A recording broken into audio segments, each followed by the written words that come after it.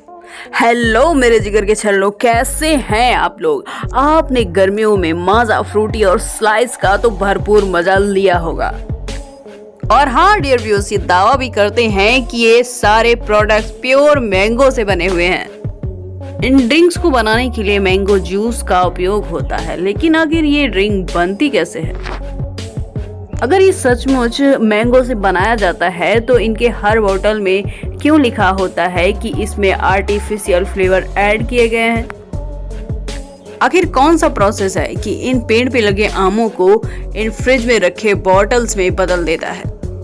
पूरे प्रोसेस को जानेंगे आज के वीडियो में। तो बस आपसे एक ही रिक्वेस्ट है कि जो वीडियो आप देख रहे हैं उसके नीचे रेड कलर में सब्सक्राइब लिखा है तो सब्सक्राइब कर दीजिए, लाइक कर दीजिए।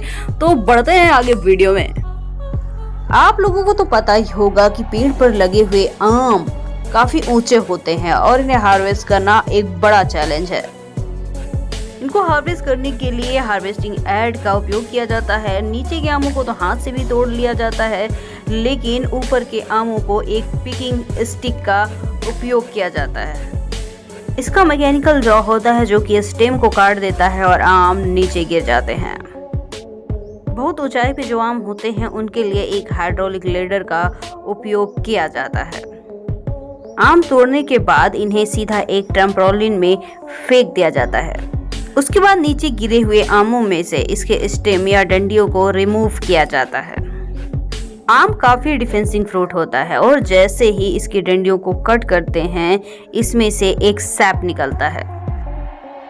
इस सैप के आपके कांटेक्ट में आने से आपकी स्किन जलने लगती है।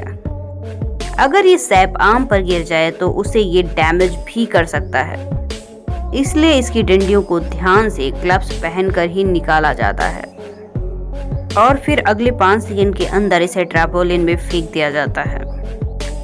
इन ट्रैपोलिन में आने के बाद इन आम में केमिकल को छिड़का जाता है। आम को 1 मिनट तक पानी में डालकर रख दिया जाता है ताकि इसके सैप का टॉक्सिक इफेक्ट कम हो सके। इसके बाद इन आमों को एक एलिवेटर लेडर की मदद से आगे बढ़ा दिया जाता है। इन आम को बड़ी सावधानी से रखा जाता है क्योंकि ये आम पक गए हैं और डैमेज भी हो सकते हैं। आम के डैमेज से बचने के लिए नीचे बॉलबिन की एक सीट लगा दी जाती है और फिर इस सीट को हटाने पर कम फोर्स के साथ ये आम उस बिन पर गिरते हैं और फिर इनका डैमेज नहीं होता और फिर इन्हें स्टोर करने के लिए बड़े बड़े स्टोर हाउस में इन्हें पैक करके भेज दिया जाता है। अनलोड करने के बाद ये जब आम फैक्ट्री में आते हैं तो इन्हें एक बड़े वॉशिंग प्रोसेस से गुजारा जाता है और फिर इस आम के बारात को कन्वेयर बेल्ट की मदद से आगे भेज दिया जाता है और स्वागत के तौर पर इनके हाथ मुंह को अच्छे से धोया जाता है और धुलाई का सिलसिला एक बार फिर से होता है। उसके बाद इन आम को प्री हीटिंग और सॉफ्टिंग प्रोसेस से गुजारा जाता है।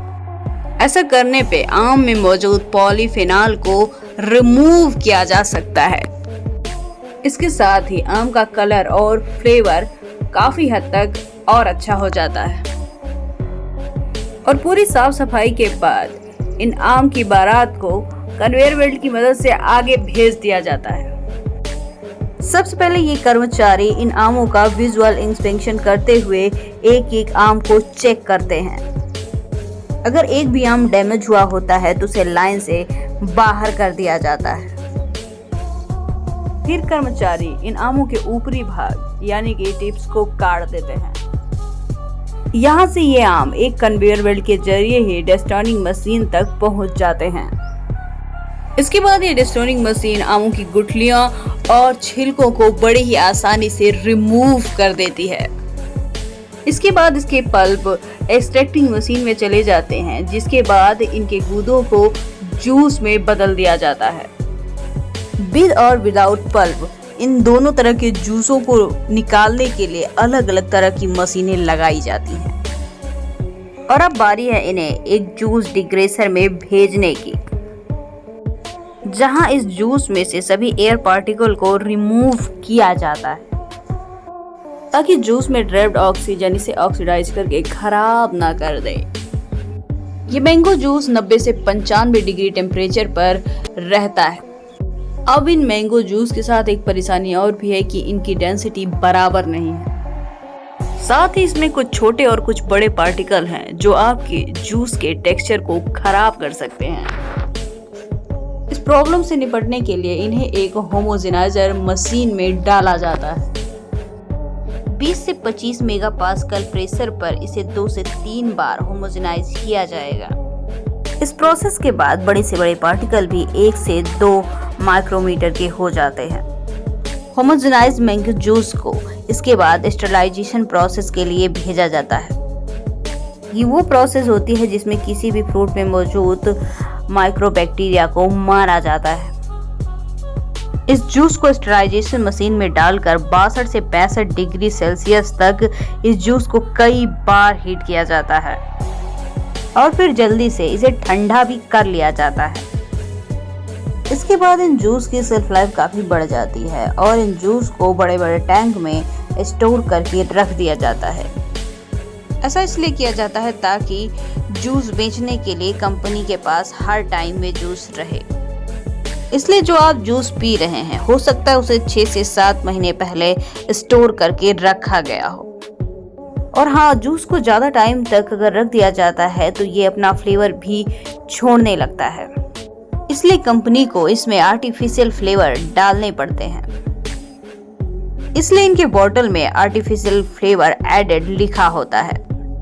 ऐसा इसलिए होता है कि वो इतने टाइम तक स्टोर रहने के बाद वो अपना मैंगो फ्लेवर ही लूज कर देता है। हम फिर से आते हैं अपने प्रोसेस की तरफ। अब इन सारे बोतल को प्लांट की तरफ भेजा जाता है, जहां सारे जूस को फिलिंग मशीन में डालकर इन बोतल को भरा जाता है। और जूस के भरने के बाद कैप्स को भी ये ऑटोमेटिक मशीन लगा देती है। तो डियर व्यूअर्स, इसके बाद ये जूस बाजार में उतरने के लिए रेडी है। डियर व्यूअर्स, वीडियो को देखते देखते मुंह में पानी तो जरूर आ गया होगा। चलिए एक काम करिए, आप अपना फेवरेट फ्रूटिंग कमेंट सेक्शन में जरूर लिखें। Thanks for watching. फिर मिलेंगे नए एपिसोड में।